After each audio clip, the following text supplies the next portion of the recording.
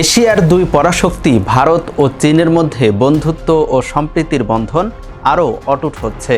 50% মার্কিন শুল্ক আরোপের প্রতিক্রিয়ায় বেইজিংয়ের দিকে ঝুঁকছে দিল্লি, এমন মত বিশ্লেষকদের। শীর্ষ পর্যায়ের বৈঠকে বেশ কিছু যৌথ পদক্ষেপের সিদ্ধান্ত নিয়েছে দুই দেশ। তবে কি নতুন বাণিজ্যিক জোট তৈরির পথে এগোচ্ছে এশিয়ার দুই পরাশক্তি? বিশ্লেষকরা বলছেন, ভিন্ন ভিন্ন স্বার্থে সম্পর্ক উন্নয়নের পথে হাঁটছে দুই দেশ। মূলত চলতি বছরের ফেব্রুয়ারিতেই ট্রাম্প মোদির সাক্ষাৎ হয় ওভাল অফিসে। সে সময় বাণিজ্যিক সম্পর্ক জোরদারের পাশাপাশি ভারতীয় প্রধানমন্ত্রীকে পরম মিত্র হিসেবে আখ্যা দেন মার্কিন প্রেসিডেন্ট। তবে মাঝের কয়েকটা মাসে পাল্টে যায় সম্পর্কের সমীকরণ।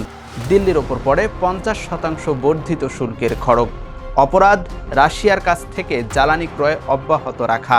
ট্রাম্পের গেল মেয়াদ থেকে গড়ে তোলা সুসম্পর্ক এক ধাক্কায় চলে আসে তলানিতে।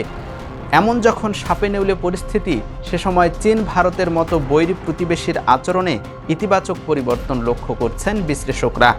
আগস্টের মাঝামাঝিতে দিল্লি সফর করেন চীনের পররাষ্ট্রমন্ত্রী ওয়াং ই। প্রধানমন্ত্রী সহ ভারতের উচ্চপদস্থ কর্মকর্তাদের সাথে হয় বৈঠক। সরাসরি বিমান চলাচল, ভিসা প্রক্রিয়া এবং সীমান্ত বাণিজ্য সহজীকরণ সহ বেশ কিছু পদক্ষেপ নেয় উভয় পক্ষ। তবে কি এশিয়া মহাদেশে তৈরি হচ্ছে নতুন ইকোনমিক ব্লক? বিশ্লেষকরা বলছেন, সীমান্ত সংঘর্ষের মতো বিরোধপূর্ণ সম্পর্ক থাকলেও মার্কিন শুল্কারোপই কাছাকাছি এনে দিয়েছে এশিয়ার দুই পরাশক্তিকে।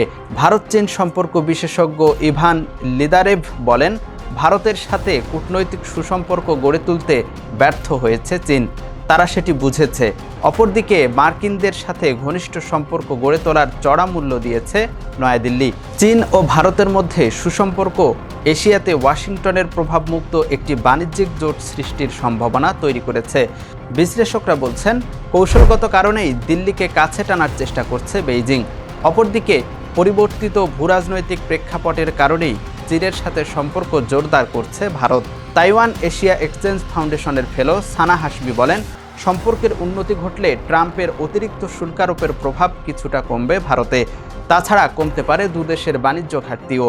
যুক্তরাষ্ট্রকে টেক্কা দিয়ে ইন্দো প্যাসিফিক অঞ্চলের দেশগুলোর কাছে একটি বিশ্বাসযোগ্য সামরিক ও অর্থনৈতিক পার্টনার হয়ে ওঠার সুযোগ পাবে চীন। উল্লেখ্য, যুক্তরাষ্ট্রের পর ভারতের দ্বিতীয় বৃহত্তম বাণিজ্যিক অংশীদার চীন। তবে দুদেশের বাণিজ্যিক ঘাটতিও প্রায় $100 বিলিয়ন, যা যুক্তরাষ্ট্রের সাথে বাণিজ্যিক ঘাটতির প্রায় দ্বিগুণ। ইএফটি ফার্স্টের সাথে ট্রেড করুন যে কোনো জায়গা থেকে। ক্যাম্পাসে ক্লাসের ফাঁকে, ঢাকার জ্যামে বসে কিংবা ঘরে বসে। ট্রেডিং এখন হাতের মুঠোয়। তাই ট্রেড করুন যখন খুশি, যেখানে খুশি।